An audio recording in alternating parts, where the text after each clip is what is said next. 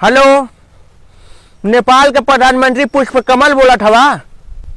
अरे हम इंडिया से बोलत हई। कहत हई तू नेपाल है कि जू के काल है। अरे मतलब जे बार भूकंप आवता तू अरे यहाँ से आवता बतावा हम लोग देशवा हिला देत हवा।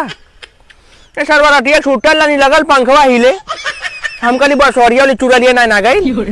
चलो टीवी खोल पता चला भूकंप आइला नेपाल से। बतावा जे पड़ोसी देश बाना वो परेशान कैले बाना तू नीचे नीचे हिलावट हवा। तो जांच उच कराओ यार का दिक्कत है तो नेपाल में।